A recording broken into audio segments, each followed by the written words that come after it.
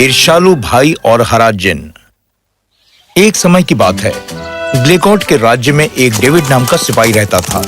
David राजा का मुख्य सेनापति था और राज्य में हर कोई उसका सम्मान करता था। छोटे बच्चे उसकी ओर आदर्श के रूप में देखते और बूढ़े लोग कामना करते कि उनके पास उस जैसे बच्चे होते। David, David, David. धन्यवाद डेविड, तुम कितने दयालु हो। जब मैं बड़ा हो जाऊंगा, मैं आपकी तरह बनना चाहूंगा। हर कोई डेविड से प्रेम करता, सिवाय उसके भाई डेनिस के। डेनिस डेविड का छोटा भाई था और वो उससे ईर्ष्या करता था। वो डरपोक था और अपने भाई से विपरीत लोग उसे पसंद नहीं करते थे। हालांकि डेविड अपने भाई से प्रेम करता था। भाई, क्या तुमने खाना खाया? मेरे बारे में चिंता मत करो, और हाँ, अपनी झूठ मूठ की चिंता अपने पास ही रखो। पर भाई। पर डेनिस नहीं सुनता था। एक दिन जब डेविड को राजा से अपनी बहादुरी के लिए एक और मेडल मिला, डेनिस क्रोधित हो उठा। बस बहुत हो गया, मैं इसे और बर्दाश्त नहीं कर सकता। अब मैं अपने भाई की परछाई में और नहीं रह सकता। अब मैं यहाँ से चला जाऊंगा। और इस तरह वो पड़ोस के राज्य में निकल पड़ा अपने घोड़े पर सवार होकर। वो कई दिनों तक सवारी करता रहा और अंत में एक जंगल में पहुंच गया और उसने फैसला किया कि अब वो विश्राम करेगा। आखिरकार मैं अपने भाई और उसके चाहने वालों से दूर हो गया। यहाँ तक कि राजा भी उसकी प्रशंसा करता रहता है। ओह। उसी क्षण उसकी नजरें एक लैंप पर पड़ी जो एक पेड़ के नीचे पड़ा था। वो बहुत तेज चमक रहा था और इसने डेनिस को बहुत उत्सुक बना दिया। ये तो अजीब दिखने वाला लैंप है। उसने उसे उठाया और उसका करीब से निरीक्षण किया। ये तो खाली और बेकार लगता है। फिर भी मुझे कहना पड़ेगा, ये बहुत ही ज्यादा चमक रहा है। चलो इसे अपने साथ रख लेता हूँ। इसे करीबी गांव के बाजार में बेच दूंगा और इससे मुझे कुछ मिल जाएगा। तो उसने वो लैंप अपने बैग में रख लिया और निकल पड़ा खाना ढूंढने के लिए। उसने खुद के लिए काफी सारे सेब इकट्ठे कर लिए और उन्हें खाने के लिए पेड़ के नीचे बैठ गया। जैसे ही वो सेब का एक निवाला खाने वाला था, उसने एक आवाज सुनी जो उसे पुकार रही थी। मालिक, मुझे भोजन दो क्योंकि मैं भूखा हूँ। हाँ? ये कौन बोला? मालिक, ये मैं हूँ, आपका सेवक। मुझे बाहर निकालो मालिक और मुझे खाना खिलाओ। मैं आपको वो सब दूंगा जिसकी आपको चाहत है। डेनिस सख्ते में आ गया क्योंकि वो जान गया था कि वो आवाज उसके बैग से आ रही है। क्या ये किसी तरह का सपना है? उसने अपने बैग के अंदर हाथ डाला और लैंप बाहर निकाला। हेलो, क्या वहाँ कोई है? हाँ मालिक, मैं हूँ।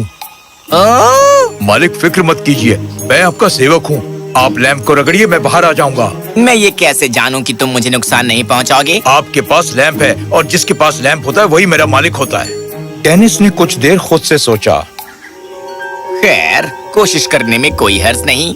तो उसने लैंप को रगड़ा और तुरंत उसमें से रंगीन धुआं निकला और फिर ये धुआं बदल गया हरे जिन में। डेनिस भुचक्का रह गया।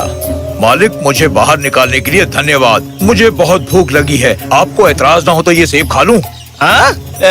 लो खाओ। डेनिस ने देखा कि जिन एक ही क्षण में सारे सेब खा गया। उसने अपने पेट पर हाथ फेरा और डकार ली। क्षमा करना।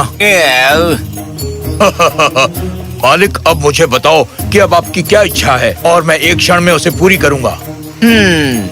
मेरे लिए एक घर बनाओ जो संसार के सारे ऐशो आराम की चीजों से भरा हुआ हो, जो एक राजा के पास भी ना हो। जो आपकी इच्छा मालिक। और तुरंत धुएं के एक बादल से प्रकट हुआ बहुत ही आलीशान घर। वो सुनहरे रंग का लग रहा था और उसके आसपास पक्षी चहचहा रहे थे। वाह, ये तो कमाल का है। आपकी और क्या इच्छा है मालिक? मैं चाहता हूँ कि तुम राजकुमारी लाना को मेरे पास लाओ। पर मालिक, इसका मतलब होगा उसका अपहरण करना। क्या आप मालिक मुझसे ऐसा करवाना चाहते हैं? हाँ, बिल्कुल। केवल यही तरीका है अपने भाई से बदला लेने का, क्योंकि उसे उससे बेतहाशा प्रेम है। जैसी आपकी इच्छा मालिक। तो जिन महल में गया और राजकुमारी लाना के कमरे में छिपकर घुस गया। राजकुमारी सो रही थी। इसे सही समय जानकर जिन ने अपने जादू का इस्तेमाल किया और राजकुमारी को गायब कर लिया। पर तभी राजकुमारी लाना की नौकरानी उनके कमरे में आई और जिन को देखकर वो जोर से चिल्लाई। नौकरानी तुरंत ही कमरे से भाग गई पहरेदारों को बुलाने के लिए। जिन ने फिर अपनी उंगलियों से चुटकी बजाई और तुरंत गायब हो गया। डेविड पहरेदारों के साथ कमरे के अंदर दौड़ आया, पर अब बहुत देर हो चुकी थी। वो जंगल में डेनिस के घर में राजकुमारी और जिन प्रकट हुए। राजकुमारी अपने नींद से जागी और उसने खुद को एक अलग ही माहौल में पाया और वो घबरा गई। मैं कहाँ हूँ? क्या हो रहा है? क्षमा करना राजकुमारी, मुझे मेरे मालिक ने आज्ञा दी थी कि मैं आपको यहाँ लेकर आऊँ। क्या कहा मालिक? और क्या तुम असली जिनी हो? क्या मैं सपना देख रही हूँ? तभी डेनिस कमरे में दाखिल हुआ, अपने हाथ से ताली बजाते हुए। स्वागत है राजकुमारी, या मैं कहूँ मेरी कैदी। डेनिस, तुम्हें मुझसे क्या चाहिए? ये क्या हो रहा है? हो ये रहा है कि मैंने तुम्हारा अपहरण किया है ताकि मैं डेविड और ग्लेगार्ड के हर एक इंसान को सबक सिखा सकूं। क्या सबक? ये क्या बात कर रहे हो तुम? और वहाँ राज्य में राजा बहुत दुखी था। चिंता न करें महाराज, मैं आपकी बेटी को वापस लाऊंगा। पर तुम ये कैसे करोगे डेविड?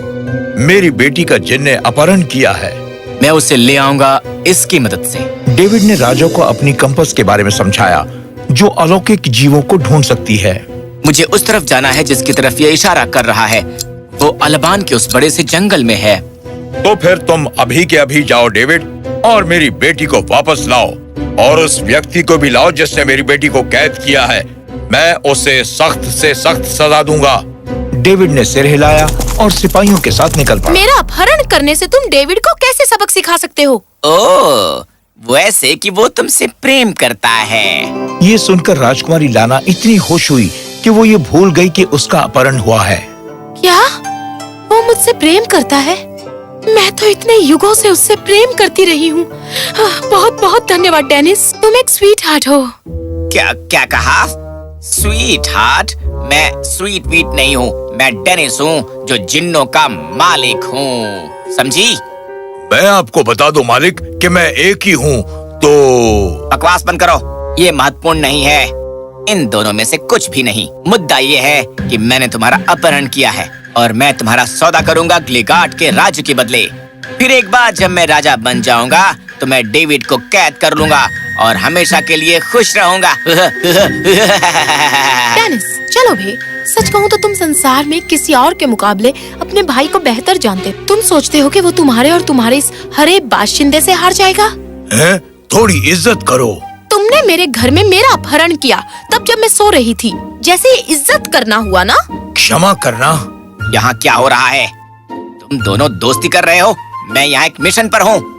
तभी धड़ाम से खिड़की खुल गई और उसमें दाखिल हुआ हाथ में रस्सी पकड़े डेविड। क्षमा करना, मुझे देर हो गई। आप ठीक तो है ना राजकुमारी? ओह, हाँ, मैं पूरी तरह ठीक हूँ। एक खरोंच भी नहीं आई। डेविड मुस्कुराया और कमरे के दूसरी तरफ मुड़ा। अपने भाई को जिन के साथ देखकर वो सख्ते में आ गया। डेनिस, तुम? हाँ, मैं हूँ जिसने इसका अपहरण किया है। पर क्यों? क्योंकि मैं तुमसे नफरत करता हूँ, क्योंकि हर कोई तुम्हें अपना आदर्श मानता है, तुम्हारी इज्जत करता है, जबकि मेरी कोई भी परवाह नहीं करता। तुमने पूरे जीवन भर मुझे अपने साये तले दबा कर रखा। अब मैं इसे और बर्दाश्त नहीं करूँगा। पर छोटे भाई, मैं तुमसे प्रेम करता हूँ। बहुत हो गया चीनी, तुरंत इसे पकड़ लो। जिन स्थिर खड़ा रहा और बिल्कुल भी नहीं हिला। डेनिस उसकी तरफ मुड़ा। चीनी, ये मेरी कंपास के विरुद्ध शक्तिहीन है। माफ करना भाई, मगर तुम्हारा ये खेल यही खत्म होता है। क्रोधित होकर डेनिस डेविड की ओर झपटा, पर तभी पहरेदार आ गए और उसने दबोच लिया। डेविड ने जिन को वापस लैम्प में डाल दिया और उसे राजकुमारी लाना को उपहार के स्वरूप में भेंट किया। ये आपके लिए है राजकुमारी, इसे सुरक्षित हाथों में होना चाहिए। राजकुमारी लाना मुस्कुराई और उसने डेविड को गले लगाया। मुझे तुमसे प्रेम है डेविड। उसी दिन डेविड राजकुमारी को साथ लेकर महल में लौटा और अपने भाई को राजा के सामने पेश किया। अपनी बेटी से दोबारा मिलकर राजा बहुत खुश था। उन्होंने एक दूसरे को गले लगाया और राजा डेविड की तरफ मुड़ा। मुझे तुम पर बहुत गर्व है डेविड। तुमने एक बार फिर से साबित कर दिया कि तुम कितने महान योद्धा हो। मुझे बताओ, तुम अपने भाई को कौन सी सजा दिलवाना चाहते हो? ओ महाराज, मैं जानता हूँ ये मेरा भाई था जिसने राजकुमारी का अपहरण किया था और दंड के योग्य भी है। पर एक भाई का दिल कभी भी अपने भाई का बुरा नहीं चाहता है। इसलिए मैं आपसे विनती करता हूँ कि आप डेनिस को आजाद कर दें और मैं आपसे वादा करता हूँ कि वो कभी किसी को नुकसान नहीं पहुँचाएगा, कभी भी नहीं। ये सुनकर डेनिस की आंखों से आंसू बहने लगे।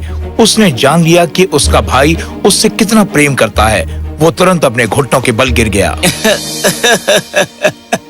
मैं तुम्हारे बारे में कितना गलत था।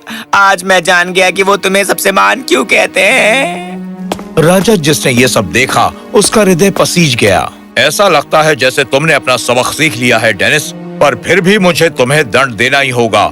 मैं यहाँ इसी वक्त तुम्हें नियुक्त करता हूँ शाही सेना के योद्धा के रूप में।